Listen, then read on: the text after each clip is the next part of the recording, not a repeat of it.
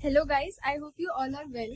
तो जैसे कि हम आज बात करने वाले हैं यूपीएससी की और उसके प्रिपरेशन की और उससे रिलेटेड बुक्स की कि क्या बुक्स हमको यूज़ करनी चाहिए, कौन से स्टैंडर्ड बुक्स को हम प्रीफर कर सकते हैं। बहुत सारे क्वेश्चंस होते हैं, बट पहले हम बात करते हैं वो सारे स्टूडेंट्स की जिन्होंने अभी 12th क्लियर किया है या फिर ग्रेजुएशन में एडमिशन लेने वाले हैं और जो लोग 12th में आए हैं। बेसिकली आप ना कहीं पे डिसाइड कर लेते हो एक क्लास में जाने के बाद कि हमको ये करना है। तो जहाँ तक मेरा ख्याल है, मैं जानती हूँ आफ्टर 7th और 8th हम लोगों को कहीं ना कहीं पे पता होता है कि अगर हमें यूपीएससी करना है तो हाँ, हमें यूपीएससी करना है।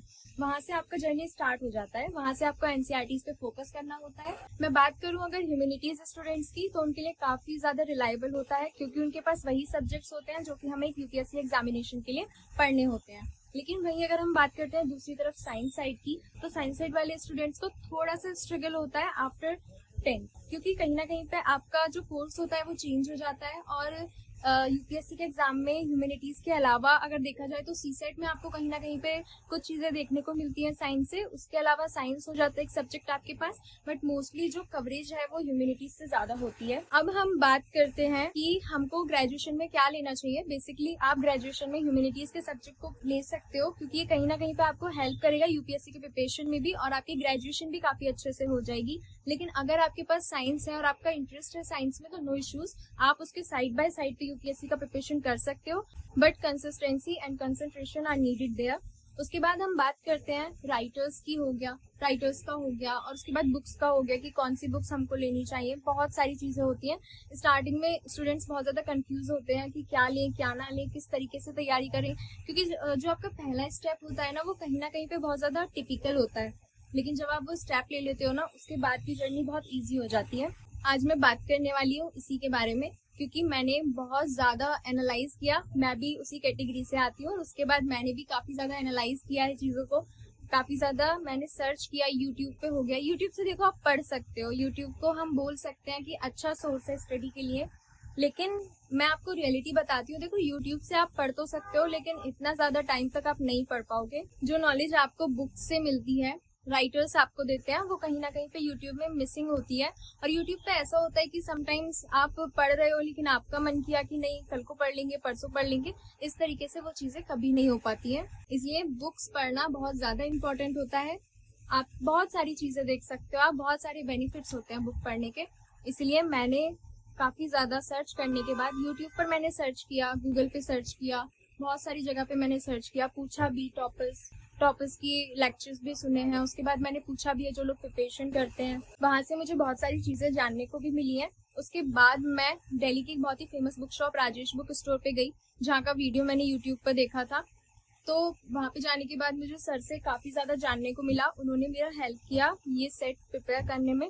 ये पूरा स्टैंडर्ड बुक्स का सेट है। एनसीईआरटीज के अलावा हमको क्या पढ़ना है, ये वो सारी बुक्स हैं। तो मैंने सोचा क्यों ना बिगनर्स के लिए, जो भी लोग अभी आने वाले हैं, तो उनके लिए एक वीडियो बनाया जाए सो डेट उनका काफी ज्यादा समय भी बच जाए और वो लोग अपने पाथ को लेकर के बहुत ज्यादा क्लियर हो जाए कि उनको क्या करना है और कैसे करना है। तो आप कमेंट करके बता सकते हो कि आप अभी क्या करने वाले हो, किस में एडमिशन लेने वाले हो, ताकि हम लोग आगे डिस्कस कर सकें। तो हम लोग स्टार्ट करते हैं, पहले बुक से स्टार्ट करते हैं। ओके, पहले हम लोग सिलेबस देखते हैं। देखो सिलेबस में आपको क्या देखने को मिलता है। देखो अभी आपने स्टार्ट तो कर दिया प्रिपरेशन, लेकिन आपको ये भी तो पता होना चाहिए ना कि आपको पढ़ना क्या है। जैसे हम लोग स्कूल्स में सालों साल पढ़ते रहते हैं, उसके बाद जाकर के हम लोग एग्जाम देते हैं, फाइनल एग्जाम देते हैं। तो उसी तरीके से इसका भी एक प्रिस्क्राइब्ड सिलेबस है। आप देखो यहाँ पे ये जो छोटी सी बुक आपको प्रोवाइड की जाती है, इसमें सारा सिलेबस है, आपके टॉपिक्स, आपके सब टॉपिक्स, सब कुछ इसमें इंक्लूडेड होता है। ये आपको पूरे सिलेबस के बारे में जानकारी देती है, जीएस पेपर 1, 2, 3, 4 के बारे में, सबके बारे में।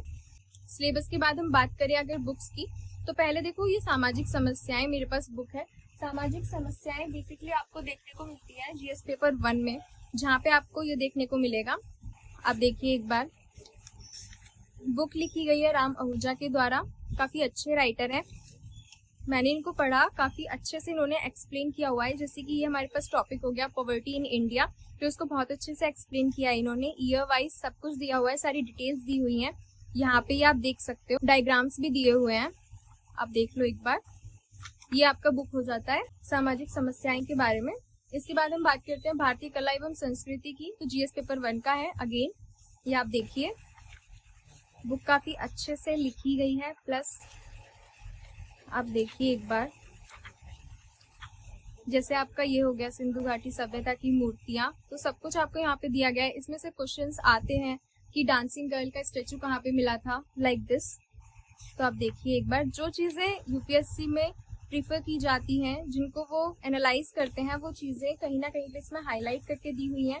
उसके बाद हम बात करते हैं निबंध दृष्टि की। तो आपको इसमें ना एक एग्जाम होता है जो कि एसए का होता है, तो एसए के लिए आप इसको कंसीडर कर सकते हो। इसके बाद हम बात करते हैं सॉल्व पेपर्स की। तो सॉल्व पेपर्स में क्या होता है कि देखो, आप कहीं ना कहीं आपने ये तो कर लिया, आपने प्रिपरेशन कर ली, लेकिन जब तक आप ट्राई नहीं करोगे ना, तब तक आपके अंदर एक हेजिटेशन बना रहेगा। वो हेजिटेशन ना कहीं पे आपका जो फाइनल परफॉर्मेंस होता है उस पर बहुत ज्यादा प्रेशर डलता है, और उसके बाद आप अच्छे से परफॉर्म नहीं कर पाते हो।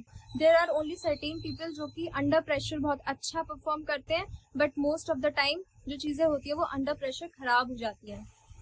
आप एक बार देखो, ये आप देख सकते हो, इसमें आपको सॉल्व पेपर्स देखने को मिलते हैं। आप यहाँ से आंसर लिखने का तरीका, किस तरीके से आंसर लिखते हैं, आपका प्रेजेंटेशन कैसा होगा, आपको किस तरीके से करना है, ये सब कुछ इसमें दिया गया है। आप इसमें देख सकते हो और इससे आप अपने प्रिपरेशन को और अच्छा बना सकते हो। प्री के लिए अगर मैं बात करूँ तो आपको देखने को मिलता है ये दिशा PYQ का। इसमें आप अपने प्री का प्रिपरेशन कर सकते हो। प्री में आपको बिल्कुल सर्टेन होना पड़ता है कोई भी ऑप्शन को लेकर के, यहाँ पे आपसे कोई भी गलती नहीं होनी चाहिए, तो इसलिए आप यहाँ पे अपनी सर्टेनिटी इंक्रीज कर सकते हो रेगुलरली प्रैक्टिस करके। इसके बाद हम बात करते हैं सी सेट की। सी सेट भी एक बहुत ही ज्यादा मेन पार्ट होता है, क्योंकि जब तक आप प्रीलिम्स क्लियर नहीं करोगे, आप मेंस तक कैसे जाओगे। खुद को आप तभी तो एक्सप्रेस कर पाओगे जब आपको मौका मिलेगा कि आप प्री से निकल करके मेंस में जा पाओगे। तो कहीं ना कहीं पे pre is very important. Negative marking के साथ ये और भी ज्यादा टिपिकल हो जाता है, तो उस चीज से बचने के लिए आपको कंसिस्टेंटली इसका प्रिपरेशन करना चाहिए। इसके बाद अगर हम बात करें नेक्स्ट सब्जेक्ट्स की, तो आप देखो ये हमारे पास आता है इंटरनेशनल रिलेशंस। इंटरनेशनल रिलेशन की अगर मैं बात करूं तो ये जीएस पेपर 2 का सब्जेक्ट है, आप देख सकते हो। इसके राइटर हैं पुष्पेश पंत, काफी अच्छे राइटर हैं। इसके बाद हम बात करते हैं भारतीय शासन की। ये आपने जरूर सुना होगा, लक्ष्मीकांत का नाम आपने डेफिनेटली सुना होगा, अपने स्कूल में, कॉलेज में, कहीं पे भी जरूर सुना होगा पॉलिटी के मामले में। तो ये काफी अच्छी बुक है, आप देख सकते हो। ये आपको पॉलिटी कवर करने में हेल्प करेगी, और पॉलिटी ना काफी ज्यादा वाइड रेंज में कवर की जाती है और काफी ज्यादा स्कोप रखती है।